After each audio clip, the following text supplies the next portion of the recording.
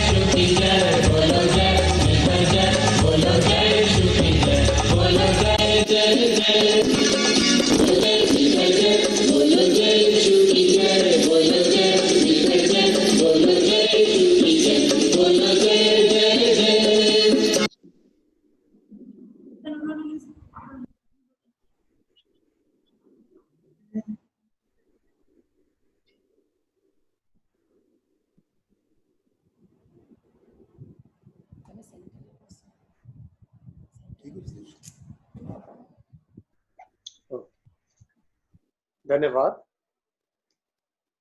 आइए ये समय हम लोग परमेश्वर के वचन को उत्तर प्रत्युत्तर के रूप में पढ़ेंगे।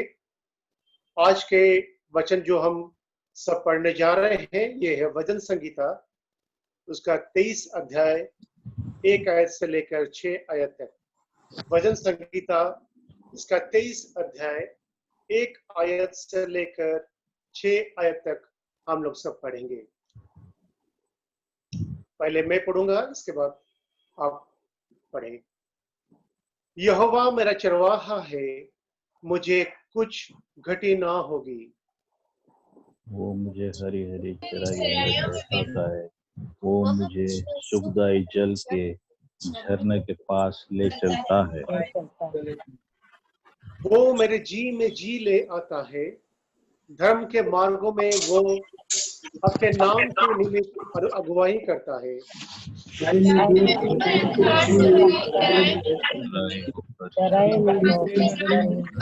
मनुष्य नहीं डरूंगा, क्योंकि तू मेरे साथ रहता है।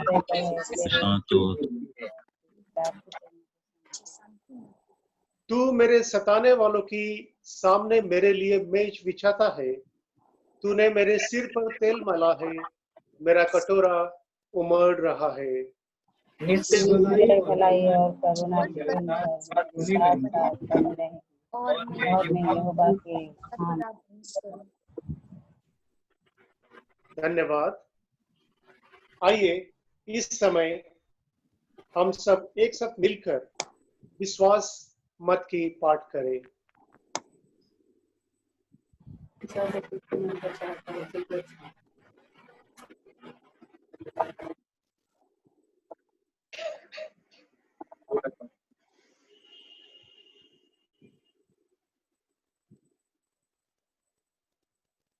एक साथ मिलकर हम लोग पढ़ेंगे। मैं सर्वशक्तिमान पिता, स्वर्ग और पृथ्वी की सृष्टिकर्ता परमेश्वर पर विश्वास करता हूँ। मैं उसके एकलौते पुत्र हमारे प्रभु यीशु मसीह पर विश्वास करता हूँ।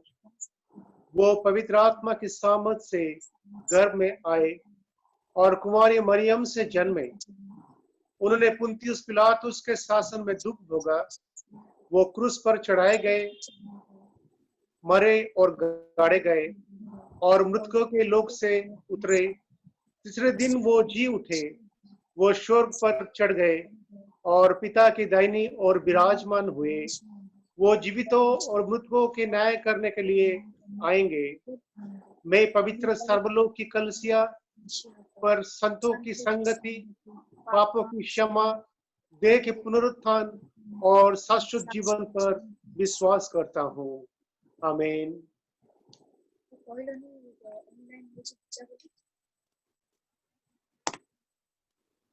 हम जब हमारे भेंट और दशमांश को परमेश्वर के लिए और परमेश्वर के कलीसिया में देते हैं तो परमेश्वर हम सभी को बहुतायत से आशीषित करते हैं। ये समय है हम लोग जो दशमांश और जो हमारे जो भेंट लाए हैं ये हम परमेश्वर के लिए चढ़ाएंगे। और इस समय हम सब मिलकर एक गाना गाएंगे, तन मन और धन उसे दो। और ये गाने जब स्क्रीन में आएगा इसके बाद हम लोग गाने में मिलेंगे और हमारा जो भी भेंट और जो भी दशमांश हम लोग लाए हैं ये परमेश्वर के लिए अलग करके रखेंगे, या जो स्क्रीन में जो दिए गए हैं अकाउंट नंबर इनमें आप भेज सकते हैं।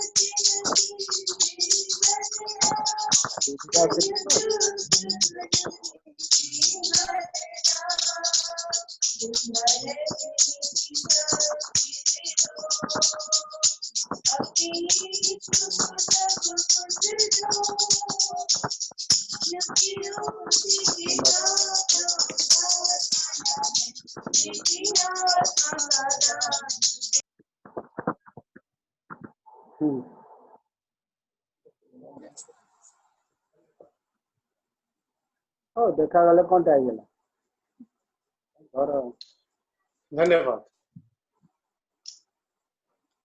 आइए हम सब मिलकर पाप की अंगीकार करें।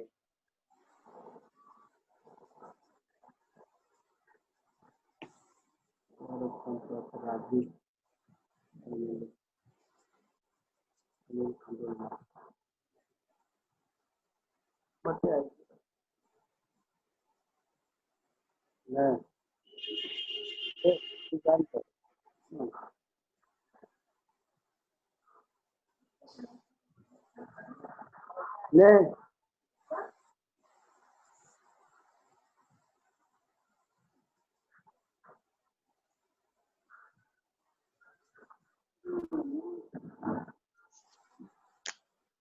हम सब मिलकर पढ़ेंगे।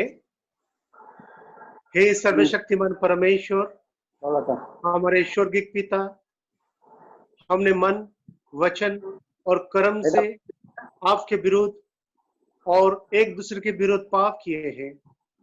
हमने अपनी अज्ञानता और दुर्बलता के कारण और जानबूझकर भी बुराई किए हैं और भलाई करने में असफल रहे हैं।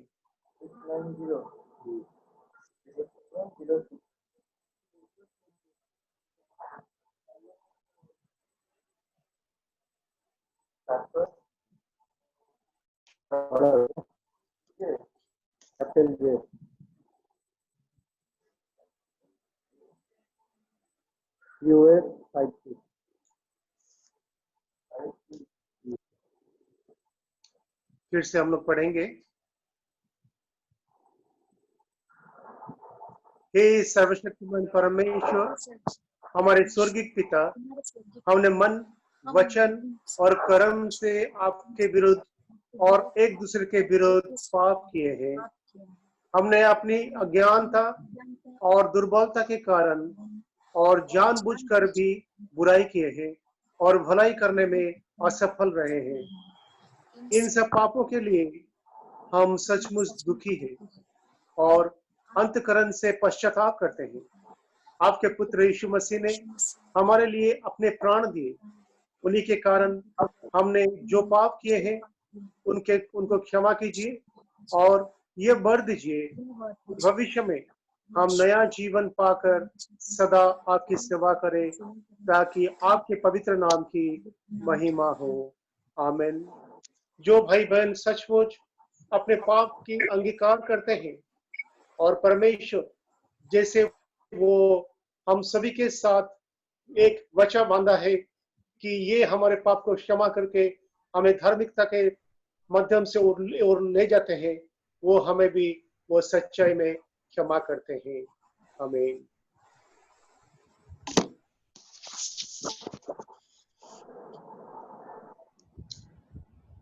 इस समय कलीसिया के संपादिका से मैं अनुरोध करता हूँ वो कलीसिया का विज्ञापन पाठ करें। जय मसीह की। आशा करती हूँ कि मेरी आवाज सबके पास पहुंच रही है और आप सभी हमारा ये रविवार का आराधना हम कर रहे हैं, उसमें हम स्वागत करते हैं। हालांकि अभी तक जो है हम परमेश्वर के वचन से जुड़े हुए थे और हमारा जितना भी दे रहे थे, और आशा करते हैं कि उन वचनों को सुनकर आप सब आशीषित हुए हैं।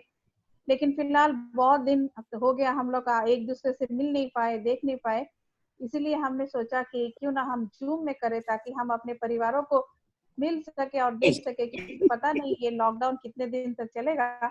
और इसीलिए हम अपने ही कलीसिया के सारे भाई बहनों के साथ में मिलने के लिए, जुड़ने के लिए जूम के द्वारा अभी से लेकर जब तक कलीसिया खुल नहीं जाती है तब तक हम लोग हमारा रविवार का आराधना जूम के माध्यम से करेंगे। और आप सब बहुत बहुत साल से इस प्रार्थना में जुड़े हैं, इसीलिए आप सभी को हम स्वागत करते हैं और धन्यवाद देते हैं। और उसी के साथ हमारे बीच में हमारे एक खास मेहमान, हमारे नए कपल कोमल और उसके पति आज हमारे इस आराधना में जुड़े हैं, इसलिए कलीसिया की तरफ से उनको भी हम लोग स्वागत करते हैं और प्रार्थना में उनको याद रखिएगा ताकि उनका जो वैवाहिक जीवन आनंदमय हो। Welcome to our church. और इसी के साथ कुछ कलीसिया का अनाउंसमेंट में देना चाहती हूँ। हमारा जो ये जो रविवार का आराधना हर एक रविवार के दिन 11 बजे अब से लेकर हर एक संडे को किया जाएगा, इसलिए आप लोग को निवेदन है कि आप लोग इस 11 बजे इस आराधना में जुड़े। और हालांकि आज जो है पहली बार हम लोग इस जूम मीटिंग में हम जूम के द्वारा कर रहे हैं, इसलिए थोड़ा सा साउंड का थोड़ा सा प्रॉब्लम हो रहा है, लेकिन टाइम चलते ये सब ठीक हो जाएगा। और हमारा जो महिलाओं की संगति वो हर एक दूसरे और चौथे शनिवार के दिन 5 बजे शाम को किया जाता है। जब चर्च खुला था तब भी किया जा रहा था, चर्च बंद है फिर भी किया जा रहा है, तो कंटिन्यू कर रहा है जूम के माध्यम से। जितनी भी बहनें हैं अगर आप चाहते हैं तो उस जूम के द्वारा शनिवार दूसरे और चौथे शनिवार को 5 बजे महिलाओं की संगति में योगदान दे सकते हैं। हमारा बाइबल स्टडी वो भी चल रहा है हर एक बृहस्पतिवार यानी कि थर्सडे को 6:30 बजे। आप लोग उस जूम में भी आप जुड़ सकते हैं। और अगर आप हिंदी व्हाट्सएप ग्रुप में जाएंगे तो वहां पर आपको हर एक इन सारे एक्टिविटीज का जो है पासवर्ड और आईडी मिल जाएगा, और उसी के साथ में आप हमारे साथ में बाइबल स्टडी में भी जुड़ सकते हैं। एक खास अनाउंसमेंट है कि हम बच्चे लोग, हम तो सब कहीं ना कहीं तो मैसेज सुनते हैं और परमेश्वर के वचन सुनते हैं, लेकिन बच्चे लोग जो है घर में रहकर बोर हो रहे हैं और उनके लिए कुछ एक्टिविटी हम करने के लिए कलीसिया के तौर पर सोचे हैं। इसीलिए हम कलीसिया की तरफ से हमारे चर्च के बच्चों के लिए एक 3 दिन का VBS का आयोजन किए हैं। VBS इन हिंदी में VBS का आयोजन किए हैं कि जो 17, 18, 19 तारीख को दिन में 11 बजे किया जाएगा, और वो भी जूम के माध्यम से होगा। और हमारे जितने भी कलीसिया के बच्चे हैं वो उसमें जुड़ सकते हैं और परमेश्वर की वचन, उसके साथ में बहुत सारा एक्टिविटीज और कुछ बहुत सारा प्रोग्राम रहेगा, तो बच्चे भी आशा करती हूँ कि एंजॉय करेंगे। और उसके साथ में अगर बच्चे अपने दोस्तों को भी बुलाना चाहते हैं तो उनको भी पासवर्ड और आईडी शेयर कर सकते हैं ताकि वो भी इस VBS में ज्वाइन कर सके और परमेश्वर से आशीष पा सके। और जैसे कि पासवान जी ऑलरेडी बताए हैं कि अगर आप अपना दान और दशमांश देना चाहते हैं या इसीलिए जैसे कि आप हर एक रविवार को आते थे कलीसिया में तो देते थे, और अभी अगर आप देना चाहते हैं तो कोई प्रॉब्लम नहीं है। और ऑलरेडी स्क्रीन में हमारा अकाउंट जो डिटेल्स छोड़ा गया है, उसी के साथ में हमारा हिंदी व्हाट्सएप ग्रुप में भी हम सारा डिटेल दिए हैं, और एक बार भी और डाल देंगे। अगर आप देना चाहते हैं तो उसी में दे सकते हैं ताकि हमारा जो परमेश्वर के लिए कार्य वो बंद ना हो। और आशा करती हूँ कि आप सबको परमेश्वर सुरक्षित रखे हैं, और इसीलिए परमेश्वर को धन्यवाद देती हूँ और फिर से आप सभी को इस आराधना में स्वागत करती हूँ। धन्यवाद। धन्यवाद। जैसे हम लोग सुने हैं कि हमारे कलीसिया के बच्चे लोग के लिए VBS का आयोजन किए गए हैं कलीसिया के द्वारा, और हर परिवार में जितने भी बच्चे हैं ये बच्चे लोग को आप उत्साहित कीजिए। वो 17, 18, 19 जो तारीख रखे गए हैं, टाइम भी आपको बताया जाएगा, और वो टाइम में आप जूम में मिल सकते हैं VBS के लिए। इस समय है मध्यस्थी के प्रार्थना में हम लोग आगे बढ़ेंगे। हमारे बीच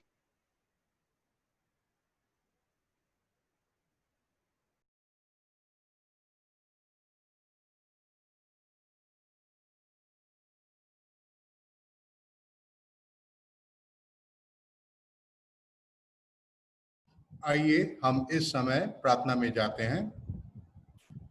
हे हमारे सर्वशक्तिमान परमेश्वर, हमारे दयालु पिता, हम सब आज की इस सुंदर सा दिन और पवित्र समय के लिए धन्यवाद देते हैं। हम यहाँ एक परिवार के समान आपकी उपस्थिति में आपकी स्तुति आराधना करने के लिए हाजिर हुए हैं। प्रभु जी, इस उपासना के शुरुआत से लेकर अंत तक हमारे साथ रहे और अनुग्रह करे। ये पूरी समय को हम आपके हाथों में देते हैं, आशीर्वाद कीजिए। इस समय हम अपने राज्य और देश के लिए प्रार्थना करते हैं। प्यारे पिता, आप हमारे इस परिस्थिति से पूरी तरह से वाकिफ हैं और हम इसलिए हमारे सारे सरकारी अधिकारियों के लिए दुआ मांगते हैं। उन्हें अपने स्वर्गीय ज्ञान से भर दीजिए, जिससे वो अपने सारे जिम्मेदारियों को सही तरीके से निभा पाए। आज के इस सुंदर सा दिन जो कि आपने रचाया हुआ है, हम अपने डायसिस के लिए विशेष प्रार्थना लेके आपके चरणों में आते हैं। हम सब इस समय 50 दिनों की प्रार्थना में प्रवेश करने वाले हैं। हम सब अपने डायसिस के 50वीं सालगिरह के उत्सव के लिए दुआ मांगते हैं। आपके पाक रूह से भरकर हमें आप ही के योजना के अनुसार अगुवाई करें। हम अपने बिशप महोदय, सेक्रेटरी महोदय, ट्रेजरर महोदय, सारे लीडर्स, ले लीडर्स और स्टाफ के लिए विशेष प्रार्थना करते हैं। दुआ करते हैं कि आप उन सभी को अनुग्रह कीजिए ताकि वे डायसिस के हर समस्या को आपके दिए हुए ज्ञान से हल कर सके और डायसिस को आपकी योजना के अनुसार आगे ले सके। इस पवित्र समय में हम अपने कुछ भाइयों और बहनों को जो कि बीमार है, उन सब को विशेष प्रार्थना में याद करते हैं। हम इन सभी को आपके हाथों में सौंपते हैं। पहले हम अपने बुजुर्ग श्रीमती विभासिनी शॉ और श्रीमती प्रभा जाचक जो कमजोरी महसूस करते हैं, उनके लिए दुआ करते हैं। श्रीमती लॉयला चार्ल्स जो कई महीनों से बीमार है, श्रीमती कल्पना और श्री प्रशांत बेहरा जो मानसिक तौर से कमजोर है, श्री मनोरंजन अधिकारी, श्री गिडियन महाराणा और श्री सुधांशु दास जो दिल के मरीज हैं, डॉक्टर आशीष जाचक, श्रीमती रश्मिता नाग, श्रीमती सुषमा महंती, गजपति से 2 भाइयों और आनंद जो कैंसर जैसे भयानक बीमारी से जूझ रहे हैं। हमारे पासवान रेवरेंड गोलक चंद्र नायक जो आर्थराइटिस और टाइफाइड और शरीर में खून की कमी है, उनके लिए भी दुआ करते हैं। श्रीमती वायला एडम्स और श्रीमती अनीमा दास जो ग्लूकोमा से पीड़ित है। रेक्स और पीयूष 2 बच्चे जिनको बात करने में और चलने में दिक्कत है। आशुतोष जिसके किडनी का शिकायत है। सौदामिनी नायक जिनको टीबी का शिकायत है। श्रीमती वेदश्री पालो, श्री दाऊद भुइया, श्री विजय मानती, श्रीमती सुशीला दास जो अलग अलग बीमारियों से पीड़ित है। इस समय हम इन सभी भाई और बहनों के लिए आपसे विशेष विनती करते हैं कि आप उन्हें अपनी पवित्र लहू के छींटों से और अपनी पवित्र हाथों से छूकर पूरी तरह से चंगाई दे, ताकि हम आपको फिर से तहे दिल से धन्यवाद कर सके। हम अपने 2 भाइयों श्री सत्य रंजन माझी और श्री डीबी मसीह को याद करते हुए प्रार्थना करते हैं। वो आज हमारे बीच में नहीं है, पर हमें ये विश्वास जरूर है कि वे इस समय आपके साथ है। हम उनके परिवार के लिए विशेष प्रार्थना करते हैं और यही विनती करते हैं कि आपकी शांति इस मुश्किल समय में उनके साथ रहे। आपके आशीष और अनुग्रह उन सभी पे बने रहे। हम आज अपने एनडीआरएफ के भाइयों और उनके परिवारों को प्रार्थना में याद करते हैं। उन सभी को वो जहां भी हो आप अपने करीब रखें और आपके आशीष और अनुग्रह सदा उनके साथ रहे। हम विशेष दुआ भाई विनोद के लिए करते हैं, जो हाल में ही मुंडली को ट्रांसफर पे आए हैं। वो कोविड-19 से इन्फेक्टेड है और इस समय वो किम्स अस्पताल में एडमिट किए गए हैं। उन पर अपने दया के हाथ रखकर उन्हें जल्द से जल्द प्रभु जी चंगाई दे। हम भाई राजू के लिए भी दुआ मांगते हैं, जो इन दिनों में बालेश्वर में फंसे हुए हैं, जहां वो अम्फान के ड्यूटी पे आए हुए थे। वो अपने परिवार से दूर है। हम उनके लिए और उनके परिवार के लिए प्रार्थना करते हैं और दुआ करते हैं कि आप उन सभी को सुरक्षित रखें। हम प्रार्थना उन सभी के लिए करते हैं जो आज अपने दान और दशमांश को ऑनलाइन या ऑफलाइन भेंट चढ़ाने लाए हैं। उन सब पर आपकी कृपा, आपकी आशीष और विशेष आशीर्वाद हमेशा रहे। इस समय हम अपने पासवान रेवरेंड सौरभ संपत नाग को जो कुछ ही पल में पवित्र शास्त्र से आपके वचन हमें देने वाले हैं, आपके हाथों में सौंपते हैं। उन्हें आपके ज्ञान, समझ और सहायता से आपके ही संदेश हमें दे पाए। हम यही निवेदन करते हैं कि आप उनको इस समय पवित्र आत्मा से भर दे, ताकि वो पूरी तरह से आपकी ही महिमा कर पाए। ये सारे विनती हम आपके पुत्र और हमारे प्रभु यीशु मसीह के प्यारे नाम में करते हैं। आमीन। आमीन। हमारे बीच में हमारे आदरणीय रेवरेंड सुकांत दास जी भी जुड़े हुए हैं और कलसिया के तरफ से हम सभी के तरफ से मैं उन्हें स्वागत करता हूं। आज के मनन के लिए जो वचन लिए गए हैं, ये है लूका लिखित सुसमाचार, इसका 7 अध्याय 36 आयत से लेकर 39 आयत तक। Gospel of Luke chapter 7 verse beginning from 36 till 39। लूका लिखित सुसमाचार इसका 7 अध्याय 36 आयत से लेकर 39 आयत तक। यहाँ पर ऐसे लिखे गए हैं, फिर किसी फरीसी ने उससे विनती की कि वो उसके साथ भोजन करे। अतः वो उस फरीसी के घर में जाकर भोजन करने बैठा। उस नगर की एक पापिनी स्त्री ये जानकर कि वो फरीसी के घर में भोजन करने बैठा है, संगमरमर के पात्र में इत्र लाई और उसके पांव के पास पीछे खड़ी होकर रोती हुई उसके पांव को आंसुओं से भिगोने और अपने सिर को बालों से पोंछने लगी और उसके पांव बार बार चूमकर उन पर इत्र मला। यह देखकर वो फरीसी जिसने उसे बुलाया था अपने मन में सोचने लगा, यदि ये भविष्यवक्ता होता तो जान जाता कि ये जो उसे छू रही है वो कौन और कैसी स्त्री है, क्योंकि वो तो पापी नहीं है। परमेश्वर ये वचन में पढ़ने से और सुनने में हम सभी को आशीषित करे। ये समय है हम लोग वचन के समुदाय में जाएंगे। आज परमेश्वर की वचन बांटने के लिए हमारे साथ रेवरेंड सौरभ संपत नाग जी है और इस समय मैं उन्हें अनुरोध करता हूं, वो परमेश्वर जो वचन इनके मन में दिए हैं वो देकर हमें तृप्त करे और प्रार्थना के साथ ये अपने वचन और किसी को अंत करें।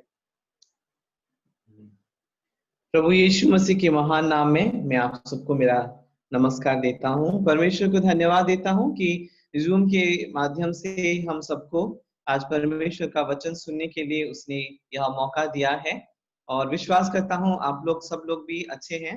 घर में सब लोग इन दिनों में निश्चित रूप से बहुत सारी बाधाएं होंगे जीवन में, मगर इन सारी चीजों में भी परमेश्वर ने हमें संभाले रखा है और इसीलिए हम परमेश्वर को विशेष रूप से धन्यवाद देते हैं। परमेश्वर का वचन जो कि लिविंग है, एक्टिव है, हमारे जीवन में कार्य करता है, जो कि आईना के समान है, हमें हमारा रियल कैरेक्टर को वह दिखाता है। और यह वचन है जो कि हमें सिखाता है कि कैसे जीना चाहिए। It is not important what the world thinks, हमारे बारे में क्या सोचता है वह महत्वपूर्ण नहीं है, और हमारे जो रिलेटिव्स हैं, कॉलीग्स हैं, हमारे बारे में क्या सोचते हैं वह महत्वपूर्ण नहीं है। परमेश्वर हमारे बारे में क्या सोचता है, परमेश्वर का वचन हमारे बारे में क्या बोलता है, यह बहुत ही महत्वपूर्ण है। हमें इसीलिए वचन सुनना चाहिए जैसे कि परमेश्वर के आधारित जीवन हम व्यतीत कर सकें। आइए आज के वचन को जाने से पहले हम परमेश्वर के सामने अपने शीशों को झुकाएंगे, आंखें बंद करेंगे और प्रार्थना करेंगे।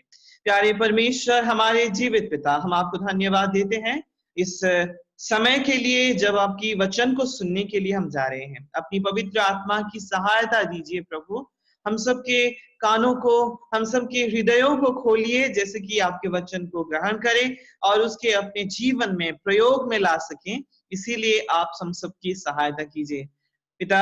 इस वचन को सुनने वाले जितने भी आपके बेटे या बेटी अपने घर में बैठे हैं इस समय, उनके साथ आप रहिए और उनके साथ अपनी उपस्थिति को अनुभव करने की उनकी सहायता कीजिए बोल के प्रार्थना करते हैं। ये सारी निवेदन हम यीशु के महान नाम से मांगते हैं, आमीन। आज का जो वचन पढ़ा गया है, आपने बहुत बार यह वचन पढ़ा होगा और बाइबल के नूतन नियम के 4 जो सुसमाचार हैं, उन्हीं 4 सुसमाचार में ही यह वृत्तांत देखने के लिए मिलता है। शायद उसका एक्सप्लेनेशन थोड़ा अलग अलग रहेगा, मगर यह वृत्तांत एक पापिनी स्त्री जो कि यीशु के पास आती है और यीशु के सेवकाई में अपने बहुमूल्य इत्र वो उनके पांव में लगाती है या फिर उनके सर में लगाती है और उनका अभिषेक वह करती है। हम जानते हैं कि यह जो महिला थी, जो अंश हमने आज पढ़ा है, उस महिला का नाम वहां पर नहीं दिया गया है, केवल उसका जो नेचर है उसके बारे में लिखा गया है। नेचर क्या है? एक पापीनी स्त्री बोल के लिखा गया है, एक पापीनी स्त्री जिसका रेपुटेशन समाज में अच्छा नहीं था।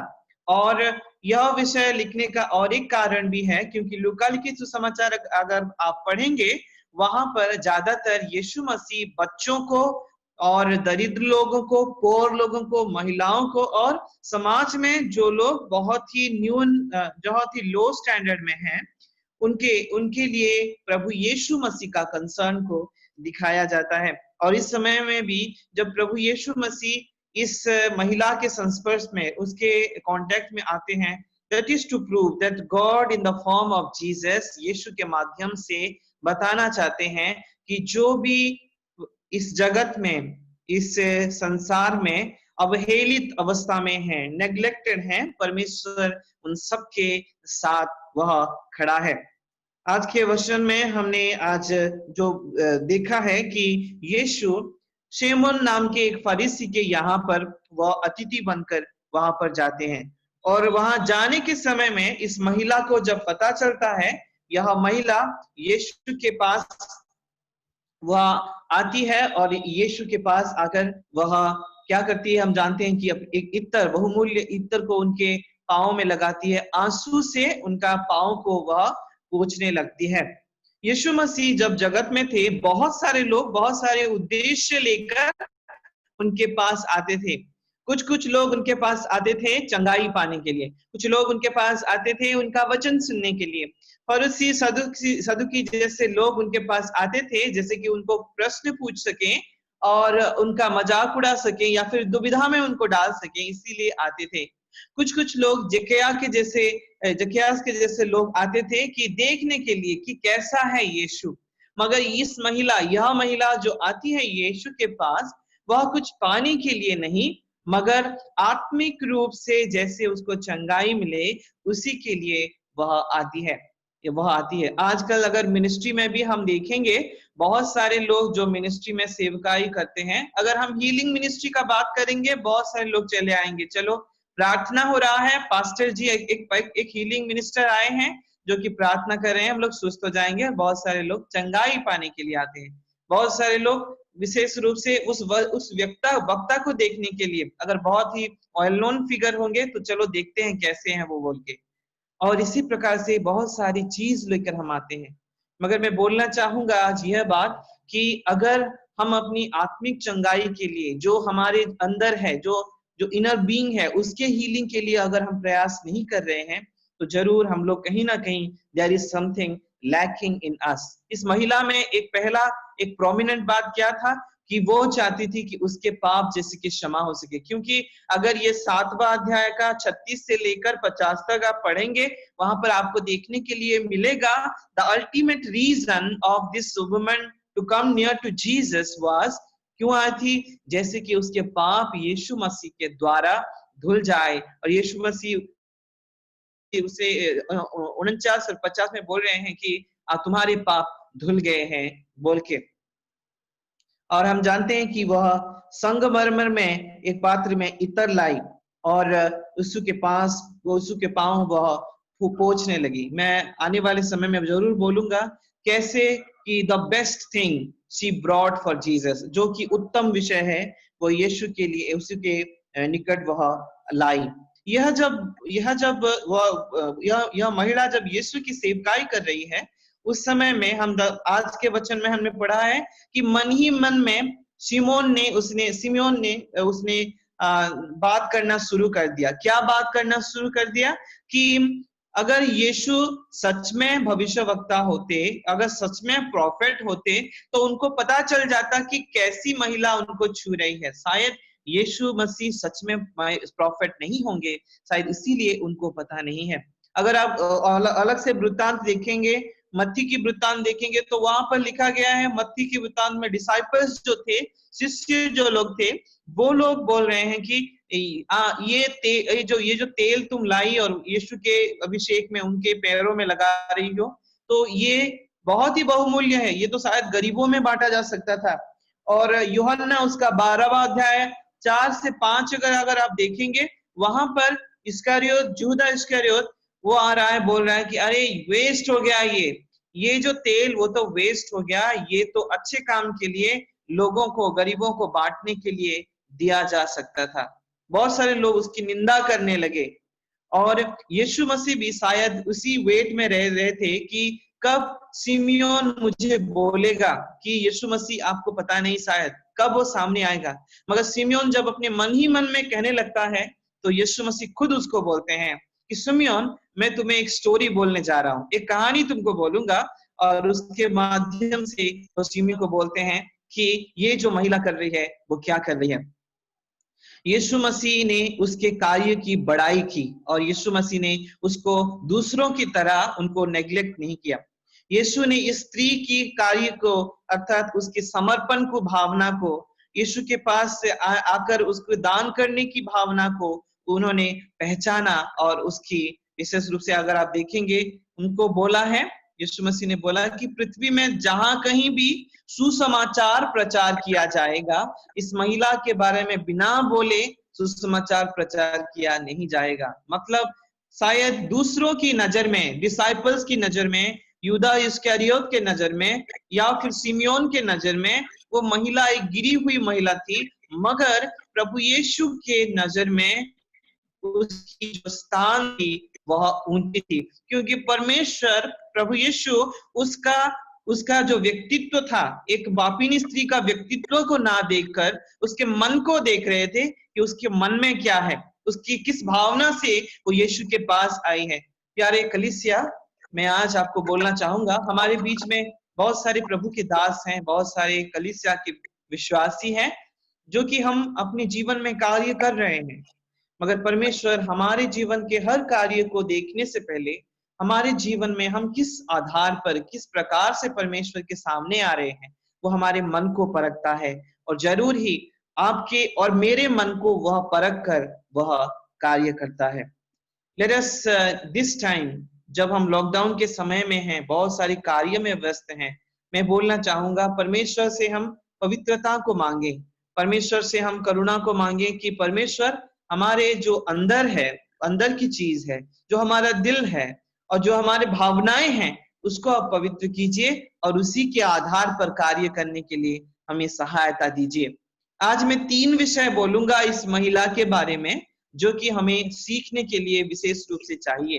पहला विषय यह है इस महिला के बारे में, she took the bold step in reaching out to Jesus. यीशु के पास आकर यह कार्य करने के लिए एक बड़ा एक कदम उसने उठाया था। क्यों? क्योंकि वह पहले तो एक पापिनी स्त्री थी और उस समय में एक पापिनी स्त्री ऐसे ही जाकर कोई भी मीटिंग में या फिर कोई भी बड़े स्थान में ऐसे वो लोग बैठना उठना उनका फ्री इतना नहीं था, फ्रीक्वेंट नहीं था जैसे कि, और वो शायद सोच भी सकती थी कि अगर मैं वहां पर जाऊंगी तो वहां पर शायद मेरा तिरस्कार हो सकता है, अगर मैं वहां पर जाऊंगी लोग मेरे बारे में बातें बना सकते हैं। मगर ये सब चीजें ना सुनकर वो यीशु मसीह के पास आई।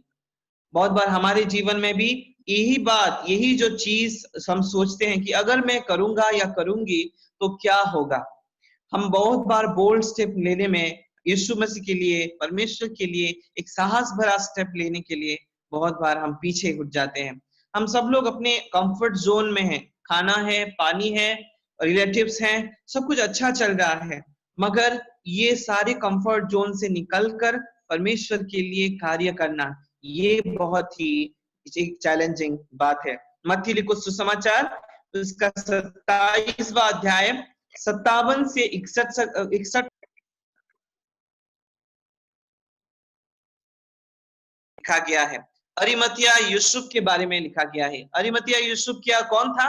अरिमतिया यूसुफ यीशु मसीह का एक छुपा हुआ चेला था, मतलब वो सामने निकल के वो नहीं आया था, मगर यीशु मसीह पर विश्वास करता था।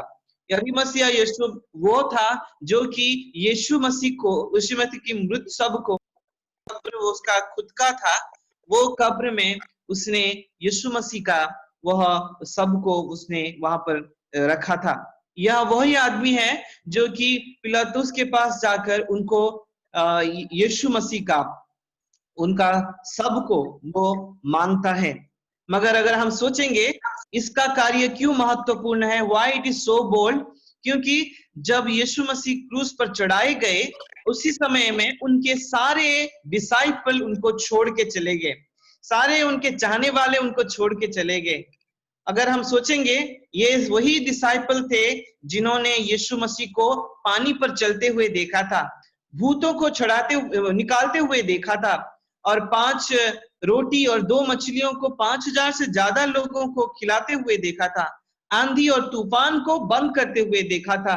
यही आदमी लोग क्या किए, जब यीशु मसीह क्रूस पर चढ़ाए गए वो चले गए। मगर अरिमथिया यूसुफ क्या किए, वह यीशु को छोड़ के नहीं गए, यीशु के साथ रहे। ही टुक द बोल्ड स्टेप की चाहे कुछ भी हो जाए, लोग मुझे कुछ भी बोले, शासन व्यवस्था जो भी बोले, या फिर फरूसी लोग मेरे बारे में जो सोचें, मैं यीशु के लिए एक बोल्ड स्टेप लेने जा रहा हूं।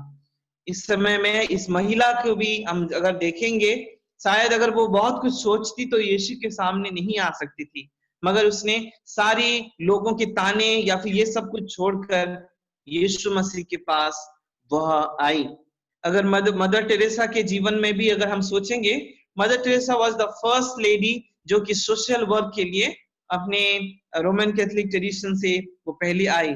उन्होंने रोम में रहने वाले पोप जी को चिट्ठी लिखा और बोला कि मैं भी, it is important for me, Calcutta में मेरा need, it is not only to identify with the cathedral but it is important for me, मेरे लिए महत्वपूर्ण है कि वहां पर जितने भूखे, अनाथ और जो कि लेप्रोसी के बीमारी लोग हैं उनके साथ मैं कार्य करूं, और परमेश्वर की आवाज को स्ट्रॉन्ग की तरह, बहुत ही गहराई की तरह वह सुनकर वह आगे बढ़ी।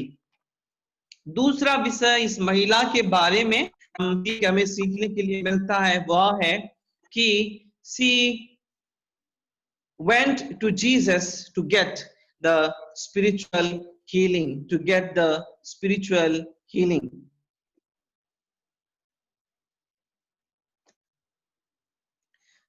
यीशु मसीह ने बोला सिमोन से कि एक आदमी था जो कि दूसरों को उधार देता था, और एक आदमी को उधार दिया 500 दिनार, एक आदमी को उधार दिया, और एक आदमी को 50 दिनार उसने उधार दिया। यीशु मसीह ने पूछा, शिमोन तुम बोलो, अगर और उस समय में, और वो जो लेने वाला था, जो देने वाला था, जो दिया था उनको, एक को 500 और एक को 50, वो लोग जब उसको पे नहीं कर पाए तो वह व्यक्ति सरलता से उनको क्षमा कर दिया। और यीशु मसीह ने पूछा शिमोन को कि क्षमा करने पर कौन सा आदमी ज्यादा खुश हो गया होगा? जिसका 500 दिनार था, उसका जो दिनार क्षमा हो गया वो ज्यादा खुश हुआ होगा, ना जिसका 50 दिनार क्षमा हुआ वो ज्यादा खुश हुआ होगा? और उस समय में सिमियोन बोलते हैं कि ज्यादा, जिसका 500 था, जिसका ज्यादा था, वो बहुत खुश हुआ होगा। और इसी समय में यीशु मसीह सिमियोन को उसको व्याख्या करते हैं, उनको प्रकार से यह जो महिला यहाँ पर आई है, जो रो रही है, जो कि अपना दिल खोल रही है मेरे सामने, और मुझे तेल, मेरे पाँव को अभिषेक कर रही है, अपने केस से मेरा जो पाँव को वो धो रही है, इसी प्रकार से इसका बहुत पाप क्षमा हुआ है, इसीलिए यह बहुत प्रेम कर रही है। और उसी प्रकार से वो सिमियोन को भी बोलते हैं, मैं तुम्हारे घर में अतिथि हूँ, मगर तुमने मेरे इसी तरह खातिरदारी नहीं की, मुझे पानी से मेरा पाँव को नहीं धोआ, फिर हाथ नहीं धोए, या फिर मुझे एक चुंबन भी नहीं दिया, which was an expression that time कि लोग एक दूसरे को ग्रीट करते थे उस समय में। और यह जो महिला अपनी ये पाँव को चूमना यह बंद नहीं कर रही है। प्रभु यीशु मसीह बोल रहे थे कि it is important to know, हमारा कार्य, हमारा स्पिरिचुअलिटी कैसे रिवील होता है? हमारा स्पिरिचुअलिटी वैसे रिवील होता है जैसे कि परमेश्वर के अनुग्रह को हम अपने जीवन में स्थान देते हैं, वो किस प्रकार से हमारे जीवन में कार्य किया है उसको हम प्रकाश करते हैं। हम सबने अपने जीवन में अनुग्रह को पाया है, हम सबने अपने जीवन को आशीषों को पाया है। It is not important to know how much we have received from the Lord, but it is important कि हम लोग वह जो रिसीव किए उसके बदले परमेश्वर के लिए हम लोग कितने किए, वह बहुत ही महत्वपूर्ण है। अगर इन दिनों में अगर हमने परमेश्वर की बहुतायत से आशीष पाया है तो उसको रिकलेक्ट करने की आवश्यकता है, और उसी हिसाब से हम अपने पड़ोसी, अपने जो हमारे नेबर्स हैं, उनके साथ भी वैसा व्यवहार करना बहुत ही जरूरी है। मैं चाहूंगा हमारे उपासक मध्यम बीच में से कोई एक जन पढ़ेंगे लूका उसका 7वां अध्याय का 47 पद, वहां पर लिखा है, लूक 7:47 पढ़िए।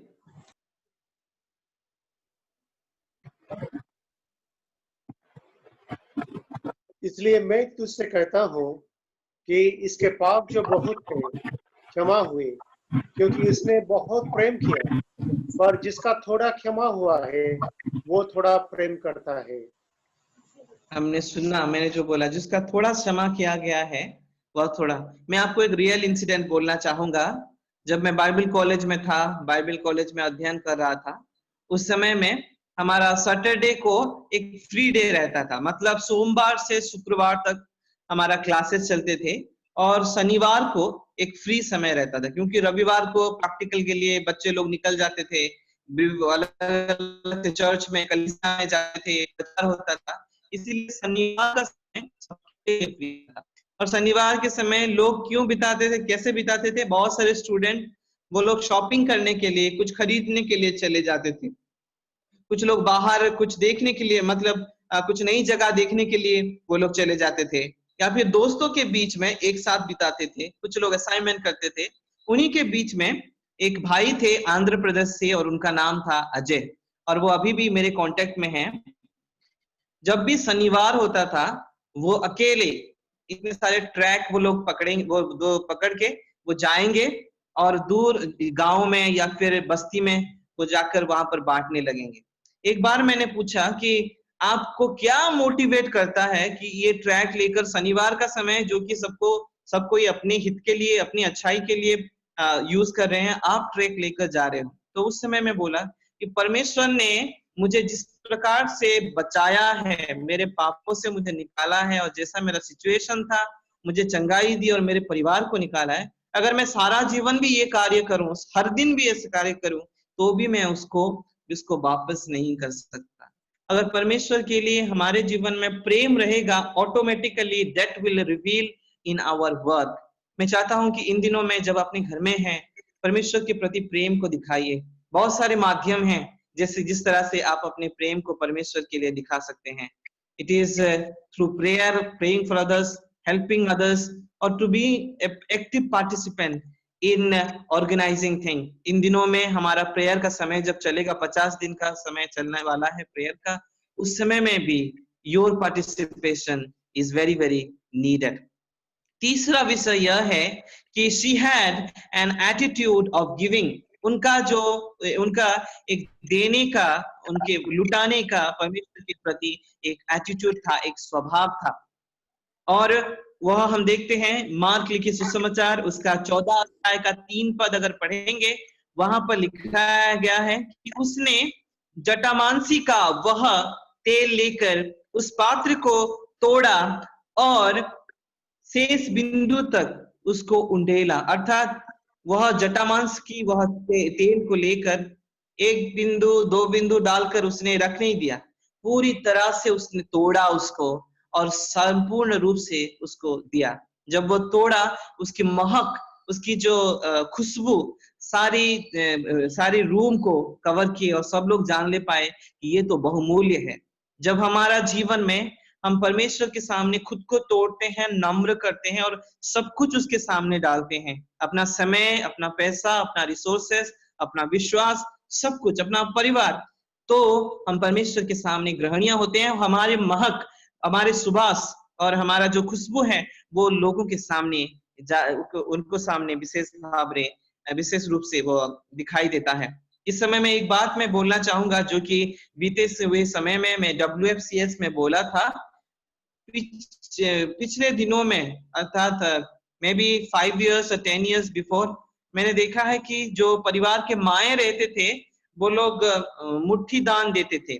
मतलब एक चावल एक मुट्ठी लेकर या फिर एक दाल एक मुट्ठी लेकर हर दिन वो लोग एक घड़े में डालते थे, और जब महीने पूरा हो जाएगा, 1 महीना पूरा हो जाएगा, उस समय में उस चावल को लेकर चौलिसिया में देते थे और या फिर बेच कर वहां पर पैसे देते थे। द एटीट्यूड और द इंटेंशन वाज क्या था कि परमेश्वर प्रभु यीशु भी हमारे परिवार का एक सदस्य है और इसके लिए हम भी खाते हैं, तो उनके लिए भी हम चावल रखते हैं और उनके लिए भी एक दाल, रिलेटिंग इट, एक परमेश्वर हमारे जीवन में भी मौजूद है। यह चीज आज के दिन में देखने के लिए बिल्कुल ही, मुझे भी पता, आपको शायद पता होगा, मगर मैं भी जितने परिवार के संपर्क में इन दिन में आता हूँ, the attitude of giving is very rarely seen in this days in this manner, कि परमेश्वर भी हमारे जीवन का अंश है और उसके लिए हम दान करते हैं। आप लोग को पता होगा विद्युत प्रमाणिक जी, जो कि बाइबल सोसाइटी ऑफ इंडिया के हमारे पहले एक्स प्रेसिडेंट थे, और उनके बारे में मैं बोलना चाहूंगा, जो कि एक गवाही दिए थे। जब वो छोटे थे उस समय में उनके माँ के साथ वो गांव में जाते थे और गांव में जाकर जो गोबर रहता था, गोबर को बाल्टी में कलेक्ट करके आते थे और उसका जो छेना बनता है, उड़िया में छेना बोलते हैं उसको वो सुखाते थे और उसको लेकर बेचते थे। जो पैसा निकलता था उस पैसे को वो बाइबल सोसाइटी को देते थे। देने का वह जो है एटीट्यूड, इट इज इम्पोर्टेंट। हम लोग शायद सोचते हैं कि मैं तो अपना दशमांश दे रहा हूँ, बहुत कुछ है। मैं बोलना चाहूंगा दशमांश तो परमेश्वर को देना ही चाहिए, क्योंकि वो तो उसका अंश है। It is very vital part that he deserves. और मगर दशमांश देने के बाद क्या हम उससे अधिक हम क्या देते हैं, that will be counted as we are giving to the lord. महिला ने परमेश्वर के लिए संपूर्ण रूप से तोड़कर वह इत्र की वह जो परफ्यूम थी या फिर ऑयल थी, प्रभु यीशु के लिए वह समर्पित किया। आज प्रभु चाहते हैं कि हम भी विशेष रूप से प्रभु की सेवकाई के लिए, घर में हम लोग जितने भी बैठे हैं, जितने भी भाई बहन इस मैसेज को सुन रहे हैं, मैं उनको बोलना चाहूंगा परमेश्वर की सेवकाई के लिए दान कीजिए, क्योंकि इन दिनों में You are you are the one who is contributing, and the person who is extending help for the expansion of the kingdom. It is very important. ये बहुत महत्वपूर्ण बात है। यीशु ने यह सब चीज देखकर कि महिला जो है, विशेष रूप से यह महिला एक बोल्ड स्टेप ले रही है, आगे बढ़ रही है। यह महिला जो कि आत्मिक चंगाई के लिए इंटरेस्टेड है और यीशु के पास आ रही है, और यह महिला जो कि एक गिविंग एटीट्यूड रखती है, यह उसका गुण देखकर प्रभु यीशु बोल रहे हैं उनको, विशेष रूप से मार्क उसका 14 का 9 अगर देखेंगे, एक विशेष वरदान जैसा, एक विशेष गिफ्ट जैसा उनको मिल रहा है। इस सारे जगत में जहां भी प्रचार होगा, इस महिला का नाम जरूर लिया जाएगा। परमेश्वर करे कि आज के इस दिन में हम अपना तन, मन और धन उसको न्यौछावर करें।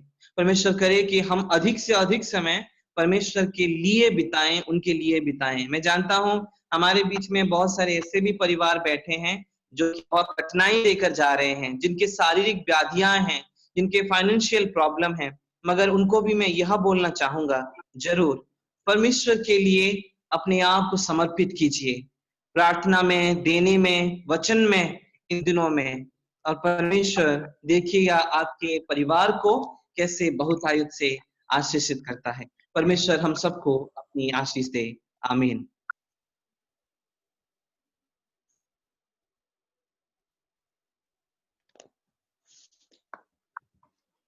आइए हम लोग वचन के लिए प्रार्थना करेंगे, और प्रार्थना से जाने से पहले मैं धन्यवाद देना चाहता हूँ रेवरेंड सौरभ संपतनाथ जी को, वो ये शानदार वचन के लिए, जो वचन हमारे जीवन को भी परिवर्तन कर सके। आइए हम लोग आंखें बंद करें, प्रार्थना में जाएंगे। हमारे सामर्थ्य परमेश्वर, धन्यवाद देते हैं प्रभु जी, जो वचन आज हम सभी के लिए आए हैं प्रभु, विशेष करके ये पापी स्त्री के जीवन के माध्यम से प्रभु जी आप अपने दास के द्वारा शिक्षा दिए हैं। इनके जीवन में जो कुछ भी अच्छे गुण थे, ये सबको जैसे हम हमारे जीवन में रख सकेंगे प्रभु, इसे कृपा कर। समाज के सामने वो पापी नहीं थे, लेकिन इनके अंदर में जो अच्छे गुण थे वो आप जानते थे पिता।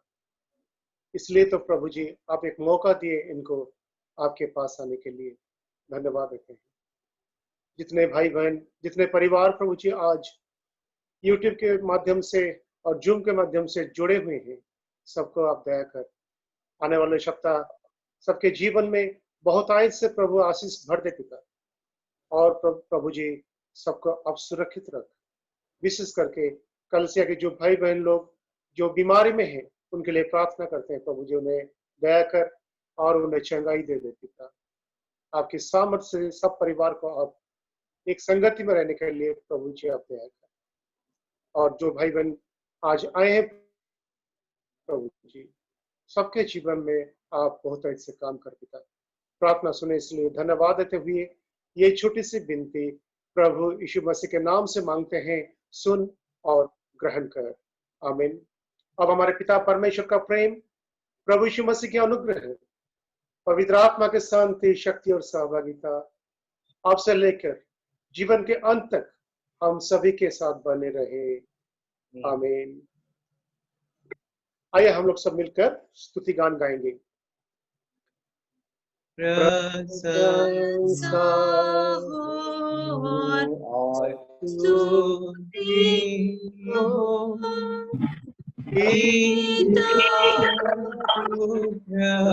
और आत्मा